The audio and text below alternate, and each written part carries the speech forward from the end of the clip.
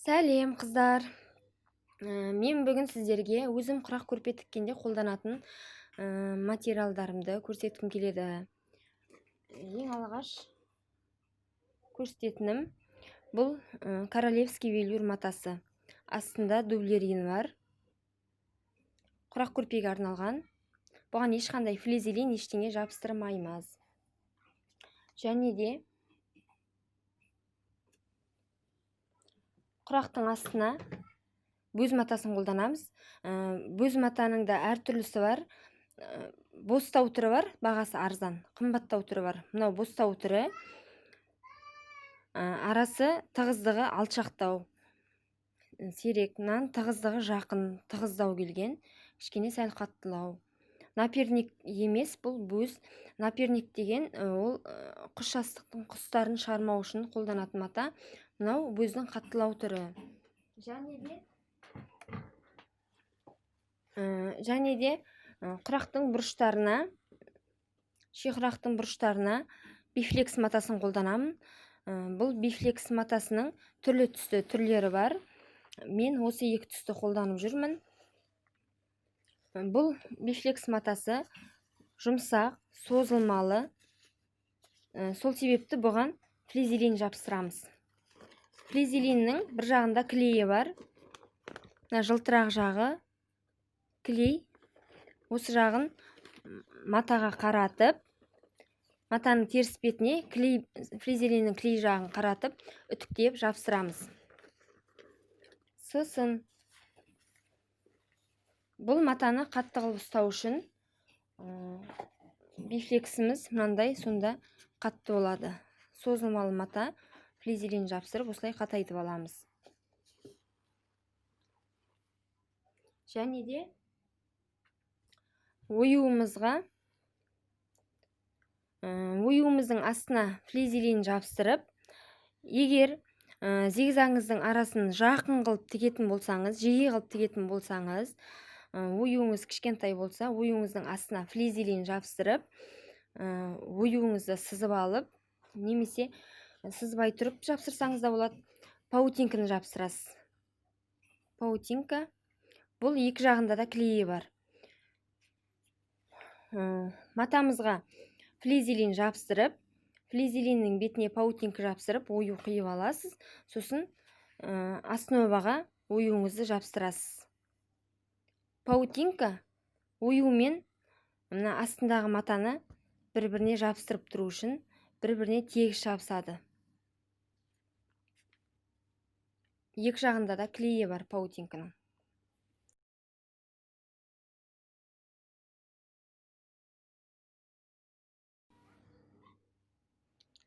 Қыздар, сосын мен мата қиғанда мына коврикті қолданамын.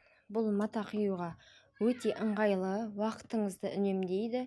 Бұрын қайшымен қиятынмын, ручкамен сызып, соны қайшымен қиып, өлшеп барлығын. Енді мынау коврик, мат деп аталады. Және раскройный нож.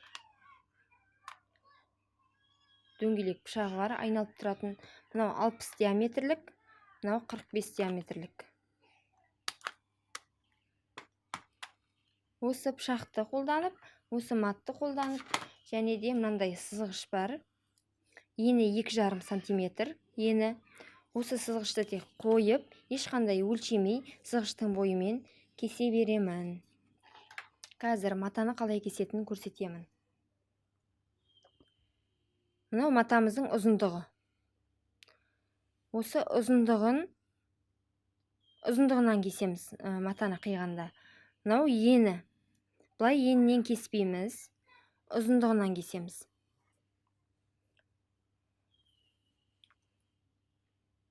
Мен ұзын матаны шұбатып қиып отырған ыңғайсыз болғандықтан матамызды 60-70 сантиметрден бөліп алам ұзындығынан.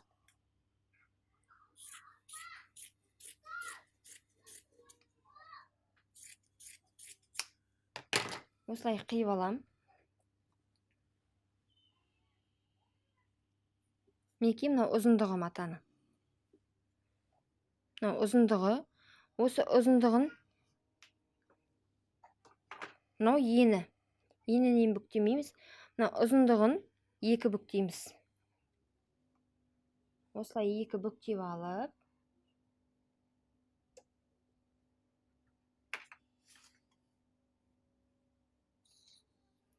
сызғышымызды қойып, сызғыштың ені 2,5 сантиметр. Осылай қойып,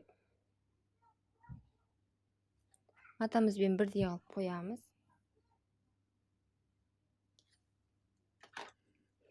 Пышағымызбен кесеміз.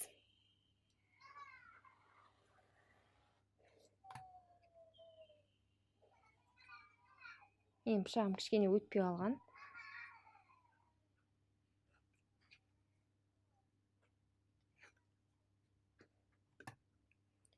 Мінекей, осылай ленталарды қиып аламыз. Көп қылып құрақ тігетін болсаңыз, матаңызды ленталарды алдын ала осылай заготовкаларын жасап аламыз. Көп қылып қиып. Мінекей. Ешқандай сызып, қайшымен қиып әлек болмайсыз. Тек мына пышағыңыз өтпей қалған уақытта қайтадан запаскасын сатып аласыздар. Болды. Мен мата қиюға осы заттарды қолданамын.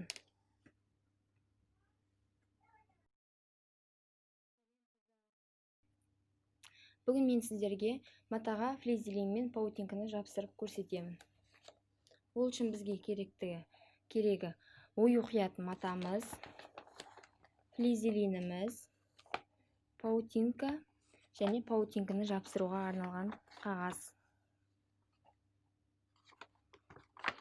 Бұл самоклеющий обой. Осы обойды ашып, көбі білмей жатады, қандай қағаз ол, қандай қағаз деп. Аты аракул деп аталады екен. Мына қағазын ашамыз.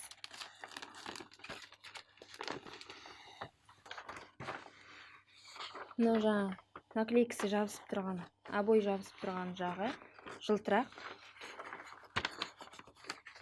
Мына жағы жазуы бар, простой. Үтіктегенде жылтырақ жағын паутинкаға қаратып, үтікті теріс қағаз жақ бетінен басамыз. Енді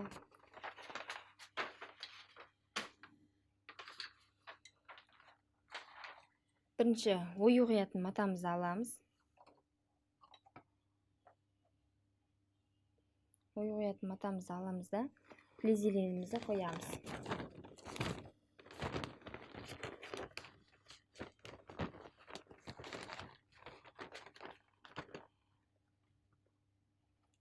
Матаның бетіне флизелинімізді үтіктейміз.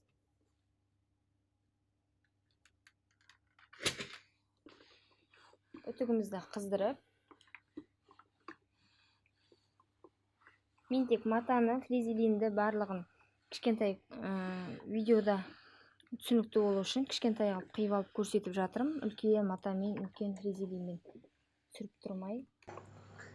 Қыздар, ескерту, ою құятын матаңызға флизелин жапсырмасаңыз да болады.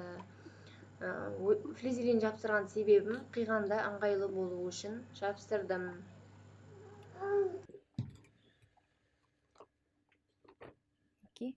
Мына флизелин өзі мұжырылып қалған флизелин. Енді қиып аламыз.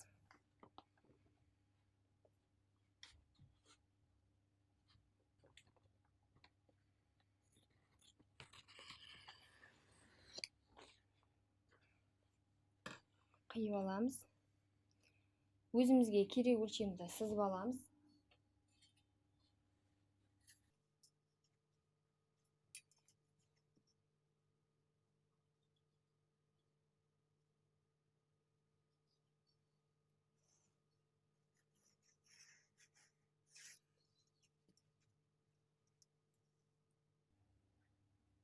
бізге 20-да 20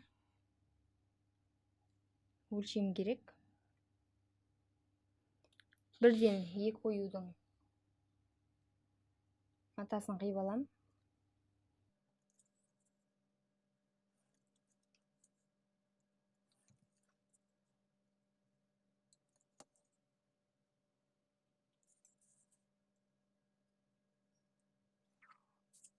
Мінекей осылай 2 оюды қияйын деп жатырмын. Енді артық жерін қиып тастаймыз.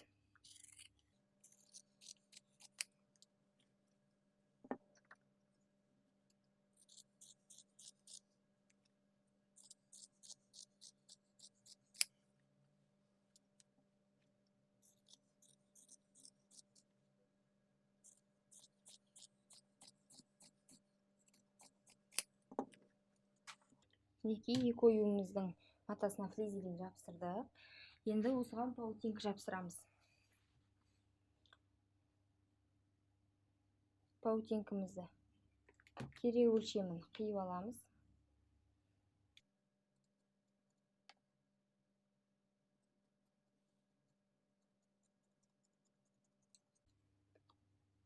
Жетпей қалған жеріне тағы да қиып аламыз.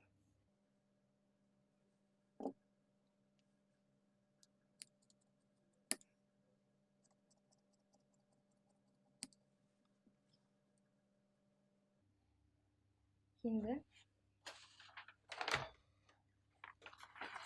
қағазымыздың жылтырақ бетін паутинкаға қаратып қоямыз.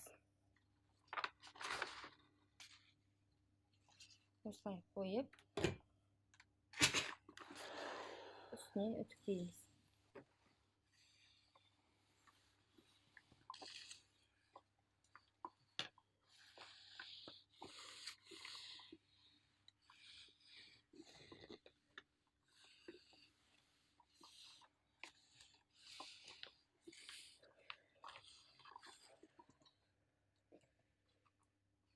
Енді шетті басын аламын қазір.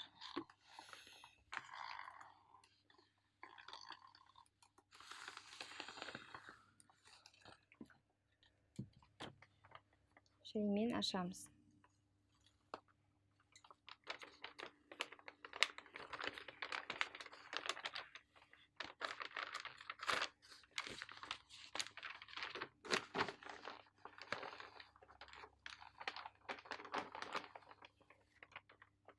Мінекей паутинкамыз жабысты. Көрдіңіз ғой, жылтырап тұр. Енді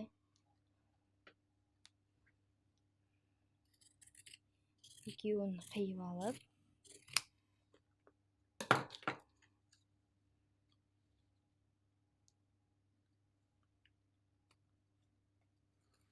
ортасын белгілеп сызамыз.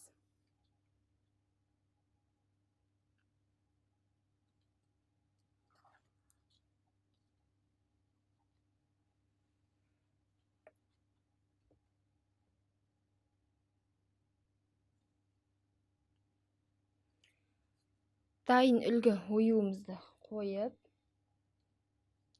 төрт бұрышын келтіріп қойып, сызамыз.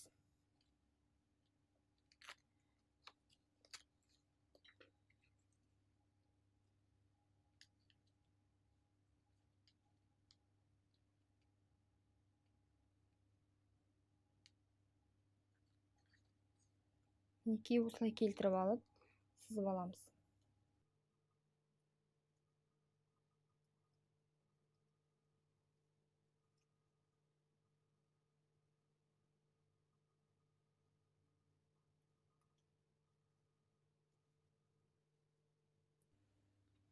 Мінекей осылай дайындап сызып аламыз. Бір айта кететін ескерту, паутинкамызды жапсырып болғаннан кейін ыссы болып тұрады ғой. Сол кезде мына қиған оюларыңызды бір-бірінің үстіне ыссы күйінде қоюға болмайды. Жабысып қалады. 2 паутинка бір-біріне жабысып, ашылмай жыртылып қалады. Бөлек-бөлек қоясыздар. Енді осы оюымызды қиып аламыз. оюымыздың сыртында қолданатын болғандықтан оюдың сыртын келесі матаға жапсыратын болғандықтан іші сыртында зая қылмай бүлдірмей бір шетін кесіп аламыз.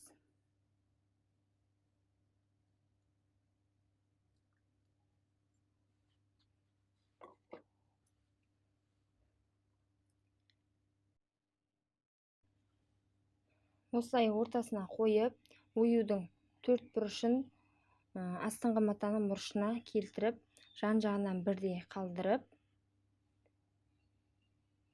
егер сіздерде бор болса, осылайынан сызып алып, оюды сол сызыққа қойсаңыз болады. Мен көзбен есептей беремін. Осылай қойып, үстіне марлы қойып, үтіктеп жапсырамыз. Қыздар, мен марлімді таппай қалдым, сол себепті бөз матасын қойып жатырмын.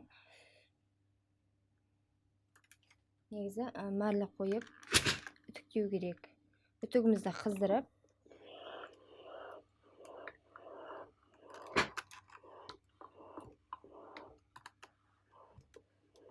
осылай үстіне басып үтіктейміз.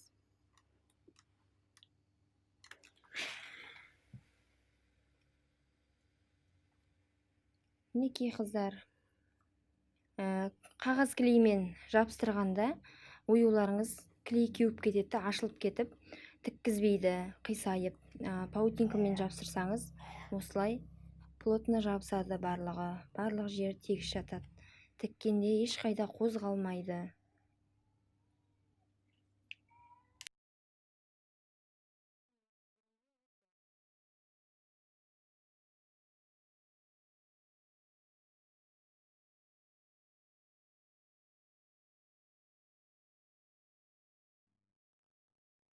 Сәлем қыздар, мінекей мына оюды тігеміз. Ол үшін оюымыздың түсі қандай болса, жібіміздің де түсі сондай болу керек. Настройкамызды қойып аламыз алдымен. Зигзагты іске қоямыз. Шагын 0,5-мен тігеміз. Зигзагтың енін 4-ке қоямыз. Жіп тартатын босатамыз. Енді тігеміз. Алдымен инемізді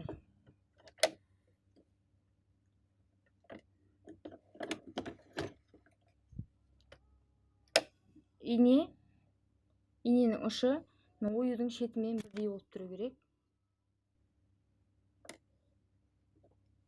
Осылай тігеміз.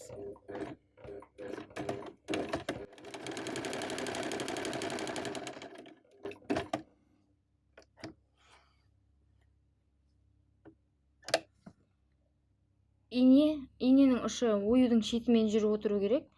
Сонда оюыңыздың шеттері жалырамай, зигзагы әдемі шығады. Тігісіңіз әдемі шығады. Қыздар, оюдың астындағы основной матаға, негізгі матаға фрезеленді міндетті түрде жабыстырған дұрыс. Себебі біздің зигзагымыз арасы жақын 0,5 шақпен тіккендіктен матамыз жиырылып қалады.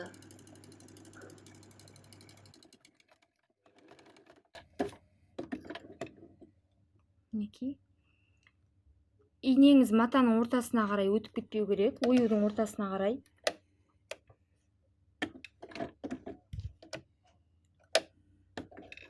Оюдың шетінен тұру керек, ине кіргізіп қараңыз. Сосын жаймен тігесіз.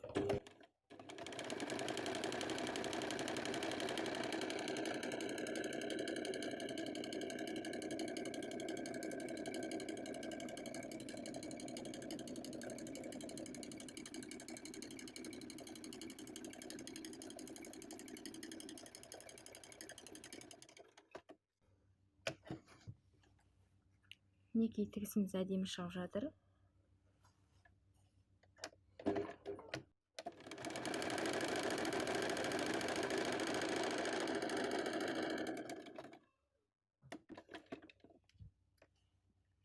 Айналдырып аламыз. Инемізді шығарып, келтіріп аламыз.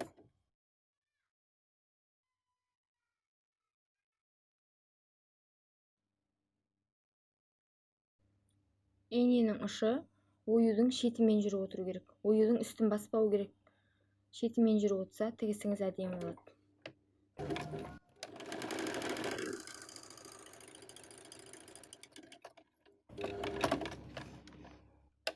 Оюды бастаған жеріміз осы жердің үстіне сәл мінгізіп тігеміз.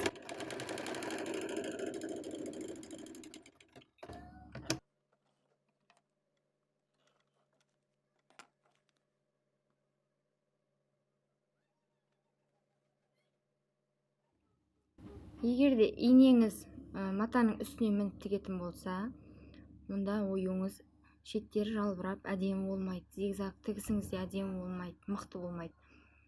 Инеңізді оюдың шетімен жүріп отыратын болсаңыз, осылай оюңыз аккуратно тігіледі.